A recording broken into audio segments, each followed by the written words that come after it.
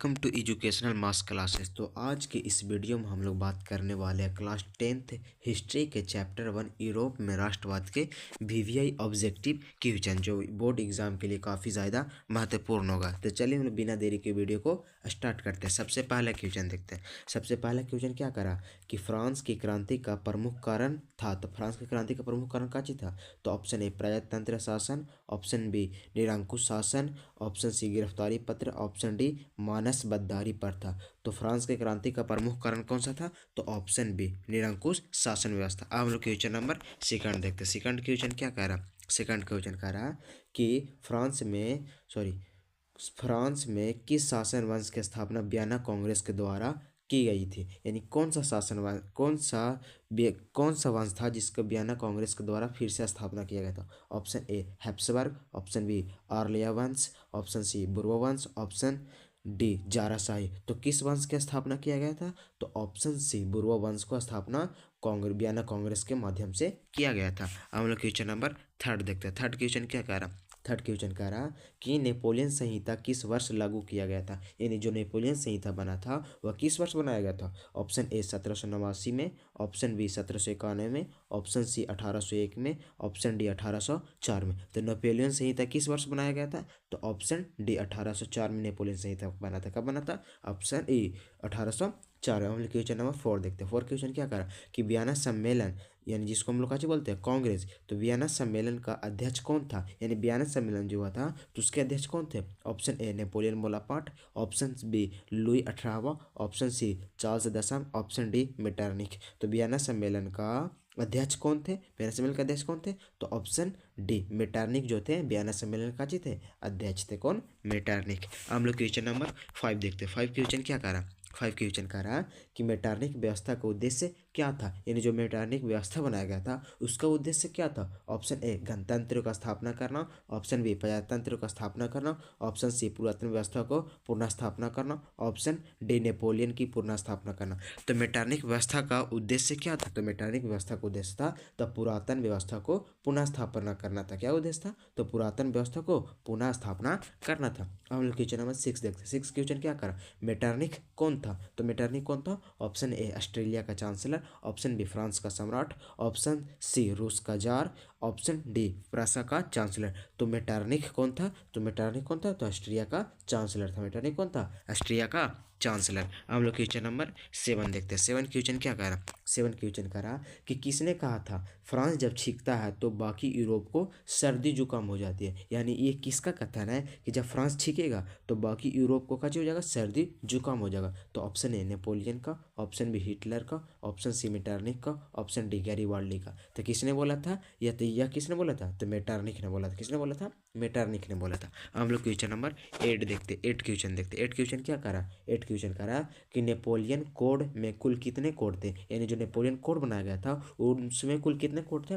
Option A 3, option B 5, option C 4, option D 7। तो Napoleon code में कुल कितने कोड थे? कितने कोड थे नेपोलियन कोड में? तो कुल 5 कोड थे। कितने कोड थे? 5 कोड थे। हम लोग क्वेश्चन नंबर 9 देखते हैं। 9 क्वेश्चन क्या करा? 9 क्वेश्चन करा कि रोमनिवाद क्या था? रोमनिवाद क्या था? ऑप्शन ए एक राजनीतिक आंदोलन था, ऑप्शन बी एक सांस्कृतिक आंदोलन था, ऑप्शन सी एक आर्थिक क्रांति था, ऑप्शन डी एक धार्मिक क्रांति था। सॉरी था यहाँ पर था लिखना चाहिए, दा लिखा गया। तो रोमनवाद क्या था? तो रोमनवाद क्या था? तो रोमनवाद एक सांस्कृतिक आंदोलन था। रोमनवाद क्या था? एक सांस्कृतिक आंदोलन था। हम लोग क्वेश्चन नंबर 10 देखते हैं। 10th क्वेश्चन क्या करा? 10th क्वेश्चन करा कि इटली एवं जर्मनी वर्तमान में किस महादेश के अंतर्गत आते हैं? यानी जो इटली है और जर्मनी है किस महादेश के अंतर्गत आते हैं वर्तमान में? ऑप्शन ए उत्तरी अमेरिका, ऑप्शन बी दक्षिणी America, option C Europe, option D पश्चिम एशिया। तो इटली और जर्मनी वर्तमान में किस महादेश के अंतर्गत आते हैं? तो ऑप्शन सी यूरोप के अंतर्गत आते हैं। किस महादेश के अंतर्गत आते हैं? तो यूरोप के अंतर्गत आते हैं। हम लोग क्वेश्चन नंबर 11 देखने वाले। 11 क्वेश्चन क्या कहा? 11 क्वेश्चन करा कि मरियान किस देश का राष्ट्रवाद का प्रतीक है, यानी जो मरियान है किस देश के राष्ट्रवाद का प्रतीक है? Option A France, option B Germany, option C Italy, option D रूस। तो मरियान किस देश का किस देश का राष्ट्रवाद का प्रतीक है? तो ऑप्शन ए मरियान फ्रांस का राष्ट्रवाद का प्रतीक है। कहाँ के? फ्रांस के। हम लोग क्वेश्चन नंबर 12 देखते हैं। 12 क्वेश्चन क्या कहा कि राष्ट्रवाद की अवधारणा का जन्म किस घटना से माना जाता है? यानी राष्ट्रवाद है वह कब उत्पन्न हुआ था? ऑप्शन ए पूर्ण जागरण से, ऑप्शन बी धर्म सुधार आंदोलन से, ऑप्शन सी गौरव पूर्व क्रांति से, ऑप्शन डी फ्रांस की क्रांति से। तो राष्ट्रवाद की अवधारणा का जन्म किस घटना से माना जाता है? तो ऑप्शन ए पूर्ण जागरण से माना जाता है। किस घटना से माना जाता है? पूर्ण जागरण से। आशा करते हैं कि आप लोगों को सारा क्वेश्चन समझ में आ गया होगा। सारा क्वेश्चन समझ में आ गया तो इस वीडियो को लाइक जरूर कीजिएगा और इस वीडियो का लिंक अपने दोस्तों के पास शेयर जरूर कीजिएगा, ताकि हम जब भी वीडियो डालें तो आप इस चैनल को भी सब्सक्राइब कर लीजिएगा, ताकि हम जब भी वीडियो डालें तो आपको सबसे पहले नोटिफिकेशन जाए और आप इस वीडियो को भी देख पाएँ। चलिए हम लोग अब अगला क्वेश्चन देखते हैं। अगला क्वेश्चन क्या कर रहा है?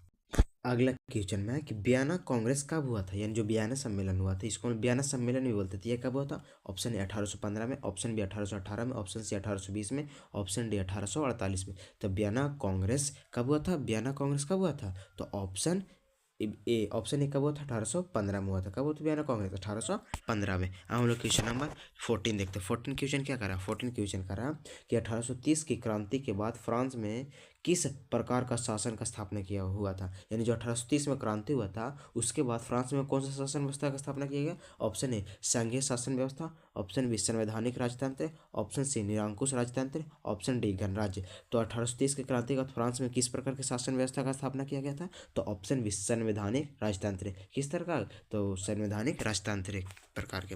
आप लोग क्वेश्चन नंबर 15 देखते हैं। 15 क्वेश्चन क्या करा? 15 क्वेश्चन करा कि एक्ट ऑफ यूनियन किस वर्ष पारित हुआ था? यानी जो एक्ट ऑफ यूनियन हुआ था वो किस वर्ष बना था? ऑप्शन ए 1688 में, ऑप्शन बी 1707 में, ऑप्शन सी 1788 में, ऑप्शन डी 38 यहाँ पे हल्का से 3807 में, 3807 में। यानी एक्ट ऑफ यूनियन किस वर्ष पारित किया गया था? तो एक्ट ऑफ यूनियन 1707 में पारित किया गया था। कब किया गया था एक्ट ऑफ यूनियन? तो 1707 में पारित किया गया था। अब हम लोग क्वेश्चन नंबर 16 देखते हैं। 16 क्वेश्चन क्या करा? 16 क्वेश्चन करा कि यंग यूरोप का स्थापना कौन था? यानी यंग यूरोप को स्थापना किसने किया था? यानी संस्थापक कौन है? Option A Mazzini, option B Garibaldi, option C Victor Emmanuel, option D Mussolini. तो यंग यूरोप का संस्थापक कौन है? तो यंग यूरोप का संस्थापक कौन है? मेजनी है। यंग यूरोप का संस्थापक मेजनी है और यंग इटली का भी संस्थापक कौन होगा? तो मेजनी भी है। अगला हम देखते हैं कि इटली के एकीकरण का मसीहा किसे कहा जाता है? यानी जो इटली का एकीकरण किया था उसको किसने किया था? उसे मसीहा किसे कहा जाता? ऑप्शन ए नेपोलियन बोनापार्ट को, ऑप्शन बी मेजनी को, ऑप्शन सी काबूर को, ऑप्शन डी गैरिबाल्डी को। तो इटली के एकीकरण का मसीहा किसे कहा जाता? तो ऑप्शन बी मेजनी को इटली के एकीकरण का मसीहा कहा जाता। किसे कहा जाता? मेजनी को। हम लोग क्वेश्चन नंबर 18 देखते हैं। 18वां क्वेश्चन। 18 क्वेश्चन क्या करा? 18 क्वेश्चन करा कि मेजनी का संबंध किस संगठन से था? यानी जो मेजनी था वो किस संगठन से संबंध रखता था? ऑप्शन ए लाल सेना से, ऑप्शन बी कार्बोनारी से, ऑप्शन सी फिलिक हेटारिया से, ऑप्शन डी डाइट से। तो मेजनी का संबंध किस संगठन से था? तो मेजनी का संबंध किस संगठन से था? तो कार्बोनारी से था। कार्बोनारी से था। किसका संबंध था? किससे संबंध था? तो कार्बोनारी से। अब हम लोग क्वेश्चन नंबर 19 देखते हैं। 19 क्वेश्चन क्या करा कि किसने अपनी कूटनीति के बल पर इटली की समस्या को संपूर्ण यूरोप की समस्या बना दिया था? यानी ऐसा कौन व्यक्ति था जो अपने कूटनीतिज्ञ के बल पर इटली की समस्या जो था उसको संपूर्ण यूरोप की समस्या बना दिया था? Option A Count Cavour, option B Garibaldi, option C Mazzini, option D Victor Emmanuel. तो कौन था? यह व्यक्ति का नाम क्या था? तो ऑप्शन ए काउंट काबूर जो था से अपने कूटनीतिज्ञ के बल पे यूरोप की समस्या बना दिया था। कौन? काउंट काबूर। हम लोग क्वेश्चन नंबर 20 देखते हैं। 20 क्वेश्चन क्या करा? 20 क्वेश्चन करा कि यंग इटली का संस्थापक कौन था? तो यंग इटली का संस्थापक कौन था? Option A Cavour, option B Garibaldi, option C Mazzini, option D Mussolini. तो यंग इटली का संस्थापक कौन था? यंग इटली का संस्थापक कौन था? तो ऑप्शन सी कौन हो जाएगा? मेजनी। यंग इटली का संस्थापक कौन था? तो मेजनी था। हम लोग क्वेश्चन नंबर 21 देखते हैं। 21 क्वेश्चन क्या करा? 21 क्वेश्चन करा कि लाल कुर्ती का गठन किसने किया था? यानी जो लाल कुर्ती का एक संगठन था उस संगठन का गठन किसने किया था? Option A Cavour, option B Mazzini, option C Bismarck, option D Garibaldi. तो लाल कुर्ती का गठन किसने किया था? तो लाल कुर्ती का गठन किसने किया था? गैरिबाल्डी ने किया था। अब हम लोग क्वेश्चन नंबर 22 देखते हैं। 22 क्वेश्चन क्या करा? 22 क्वेश्चन करा कि काबूर कौन था? काबूर कौन था? ऑप्शन ए जर्मनी का राजा था, ऑप्शन बी इटली का प्रधानमंत्री, ऑप्शन सी इटली का राजा, ऑप्शन डी जर्मनी का मंत्री था। काबूर कौन था? तो ऑप्शन बी इटली का प्रधानमंत्री था। काबूर कौन था? इटली का प्रधानमंत्री था। हम लोग क्वेश्चन नंबर 23 देखते हैं। 23 क्वेश्चन में क्या कह रहा है? 23 क्वेश्चन कह रहा कि फ्रेंड्स ऑफ इटली नामक संस्था का गठन किसने किया था? ये जो फ्रेंड्स ऑफ इटली नामक संस्था है, इसका गठन किसने किया था? ऑप्शन ए जियो बार्टी ने, ऑप्शन बी चार्ल्स एल्बर्ट ने, ऑप्शन सी विक्टर इमैनुअल ने, ऑप्शन डी मेजनी ने। तो किसने किया था इस संगठन का गठन? तो ऑप्शन डी मेजनी ने किया था। किसने किया था? मेजनी ने किया था।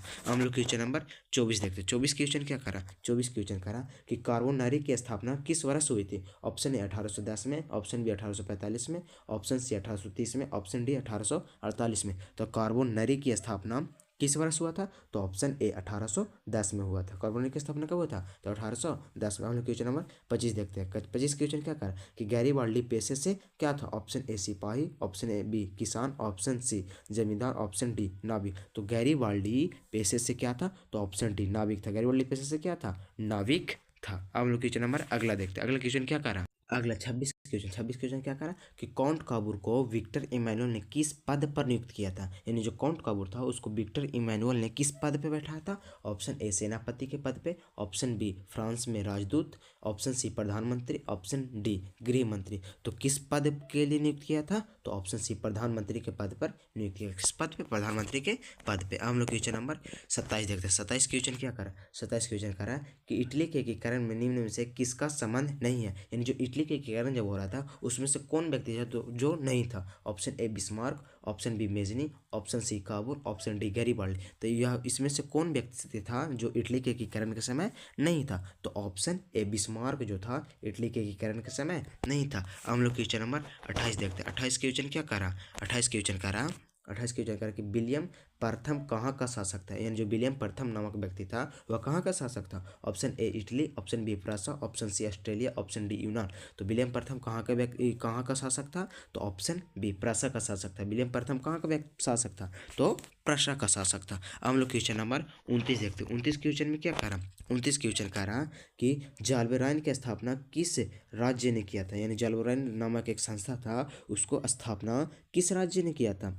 तो ऑप्शन ए प्रासा ने, ऑप्शन बी ऑस्ट्रेलिया ने, ऑप्शन सी सार्डिनिया ने, ऑप्शन डी नेपाल से ने। तो जाल्बेराइन नामक संस्था की स्थापना किसने किया था? तो ऑप्शन ए प्रासा ने किया था। किसने किया था? प्रासा ने। हम लोग इस वीडियो को लास्ट क्वेश्चन देखने वाले हैं, तो अभी तक आप लोग इस वीडियो को लाइक नहीं किया तो लाइक जरूर कर लीजिएगा, और ऐसा ही वीडियो देखने के लिए हमारे चैनल को सब्सक्राइब करना ना भूलिएगा। चलिए हम लास्ट क्वेश्चन देखते हैं। लास्ट क्वेश्चन क्या कह रहा है कि सीडॉन का युद्ध किसके बीच हुआ था? सीडॉन का जो युद्ध हुआ तो किसके बीच हुआ था? ऑप्शन ए ऑस्ट्रेलिया प्रासा के बीच, ऑप्शन बी प्रासा डेनमार्क के बीच, ऑप्शन सी फ्रांस और प्रासा के बीच, ऑप्शन डी इटली और रोम के बीच। तो सीडॉन का युद्ध जो हुआ था किसके बीच हुआ था? इसका उत्तर आप लोग कमेंट करके बताइएगा। मिलते हैं हम लोग अगले वीडियो में, तब तक के लिए जय हिंद, धन्यवाद।